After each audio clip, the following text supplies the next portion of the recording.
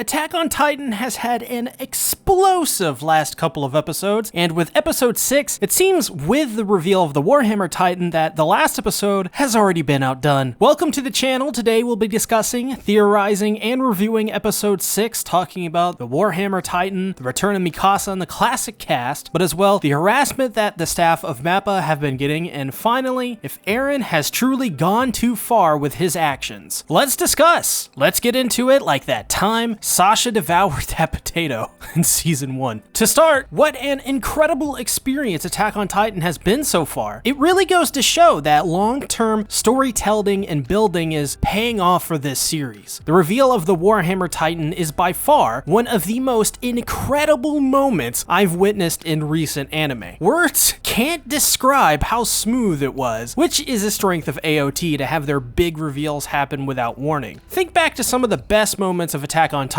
and a lot of them come from out of nowhere like an RKO. The reveal of the Titan Shifters, anybody? That comes to mind. Warhammer was no different, as its revealed mother Isabella was the Warhammer Titan all along.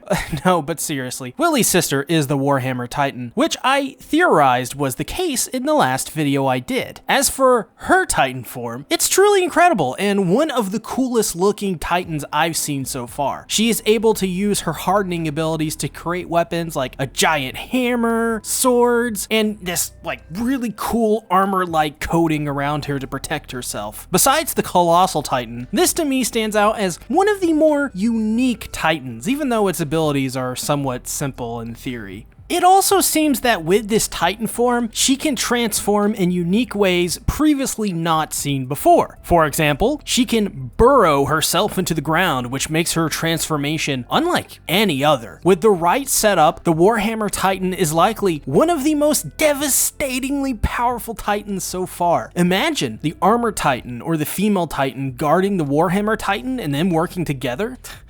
That would be almost unstoppable. As we see, the only reasons the Warhammer Titan fails in her battle is simply because Eren was able to see her weakness and thus exploit it. That isn't the only thing which makes her form unique either. She can talk in her Titan form as well. We've only seen a select few Titans have the ability to talk, for example Zeke, but with everything we've seen, besides her one major flaw, the Warhammer Titan is likely one of the strongest Titan shifters in all of Attack on Titan so far. Some of you on my channel may know that I'm a massive Evangelion fan. I've done plenty of videos on it. The series since 1995 has become the standard in many aspects and has inspired most, if not nearly all people working in anime after the year 1995. In this week's episode, I want to point out a couple of scenes where Attack on Titan invokes Evangelion. The first being this shot, which you can compare to many shots of Eva Unit 001. Not only is this shot an amazing callback to Evangelion, but it serves as the perfect shot to show Eren's new cold and calculating attitude we've all come to know more and more of from this season. With the blood of Willie staining his lower jaw, the Attack on Titan is nothing to scoff at, and this new Eren Yaeger is nothing short but a vicious figure of destruction. Then we have the imagery of Eren being impaled by the Warhammer Titan, which is an obvious callback to the end of Evangelion when Asuka is skewered by the foreign Eva units. This shot is one of my favorites so far in all of Evangelion for its simplicity, but as well for how artistic it looks. The awe of seeing this massive figure being impaled is something you just don't really forget. Then finally, to a lesser extent, when Eren figures out the Warhammer Titan's weakness, he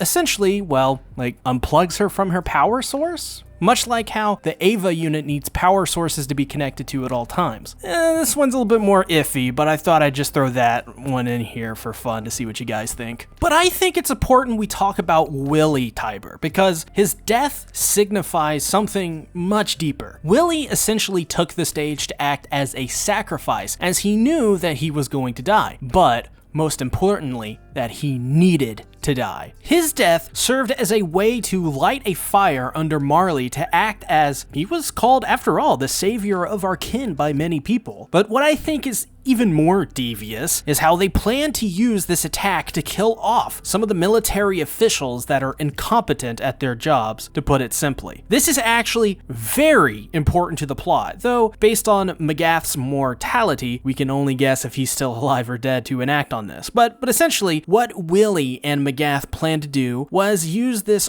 awful event to shape the military in just the way that they would want it. With Magath being trusted as much as he is, anyone he wanted to be in that role would likely get to be in that role. The ramifications of Marley's military, assuming Magath is still alive and able to do what he wants to, is actually huge. Getting the right people to fill this job could mean they can act quicker to threats, less red tape, more people potentially saved, but as well, it could also spell potential disaster if the wrong people are chosen, leading to checks and balances that aren't really balanced or checked, causing more disasters. But we need to discuss Gabby and Falco's situation, as, especially for Gabby, it seems that there are a lot of parallels between her and Eren. We can take a look at the parallels between episode 1 and this episode as our most obvious example. Gabby has had her friends and family killed. Zofia and Udo are victims of Eren's attack. Years earlier, Eren was the victim of this same kind of attack, and years later, Eren is now at the center of his very own version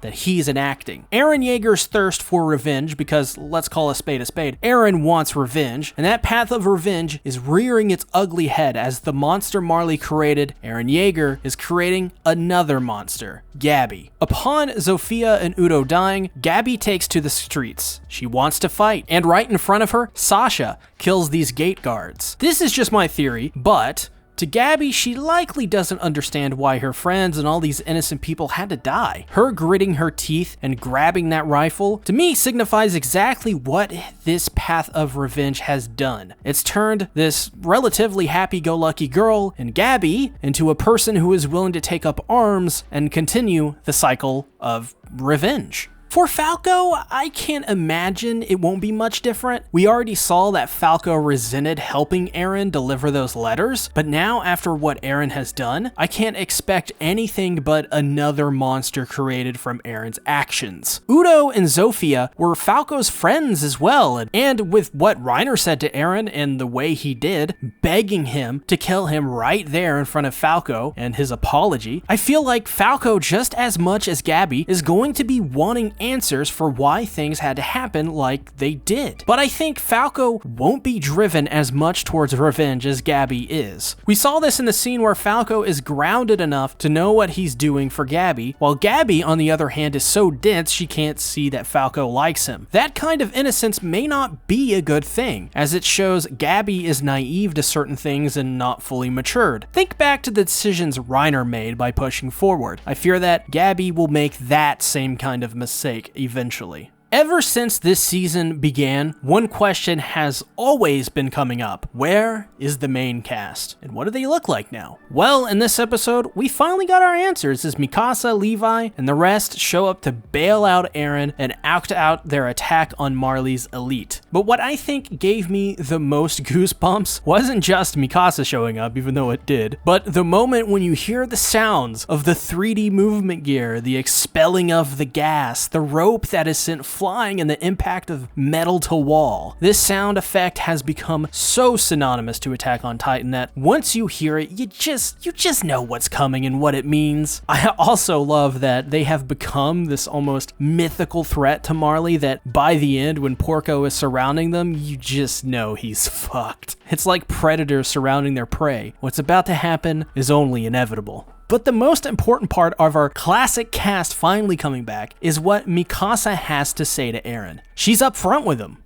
He's killed plenty of innocent people, and Eren doesn't even give what she's saying the time of day, even though she's looking at him heartbroken with these tears in her eyes. This is a side of Mikasa we don't see too often. I think the last time she cried was in season 2 at the end, or possibly when Armin was nearly killed in season 3 before becoming the Colossal Titan. I'm My memory is weird on that. But obviously, anytime this killing machine of a person cries, it's always a moment that sticks out. When you have a person like Mikasa telling Eren he's gone too far and he can't even change his facial expression, shows that to me, Eren has changed, and it's not for the better. I think the Eren we'll be seeing from here on out will be not the one that would constantly fail or make mistakes, we'll say that. This Eren will be focused and dead set on his objective, and he will be cold and calculating while doing it. After all, the man is operating by simply pushing and moving forward at all costs. But at the end of this episode, we still have lingering questions up in the air. What is Gabby's role and what will play out further? If you ask me, she is going to cause them to change their plans due to her actions, or someone is going to die by her hands. Those people could be anyone from Connie and Sasha to maybe even severely injuring Mikasa, John, or Flock. For Peak and Porco, obviously Porco has found himself in a situation,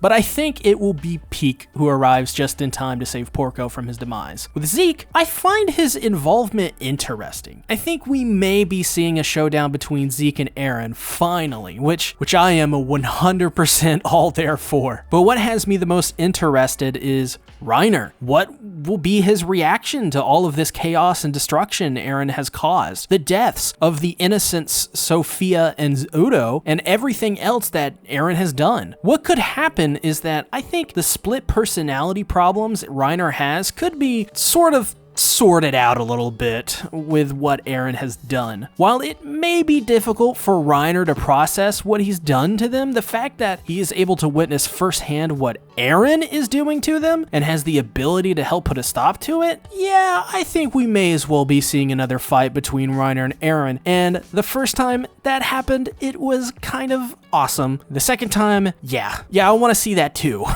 But before we go, there has been news recently of Mappa staff being harassed online, stalked, and even death threats. And I want to say something about this, that the people harassing Mappa staff for anything that is in this anime are people that I do not want to be subbed to this channel. So if anyone here participated in that, then you can unsubscribe now. I do not tolerate harassment of any kind, and all of the praise that Mappa has been getting is completely deserved from my perspective. So I wanted to say that before the video ended, and if you haven't already, please go on Twitter, send some staff that you appreciate at Mappa a tweet thanking them, or just the studio directly. Any bit really helps to counter out this negativity. But what do you think about my theories? Got any of your own? Put them down in the comments below. If you haven't, be sure to subscribe to never miss an AOT video. My next one will be actually coming out tomorrow, and you really don't want to miss that one. As well, give this video a like, check out my Patreon page for extra content, and be sure to have a nice day. Thank you all for watching. Bye-bye.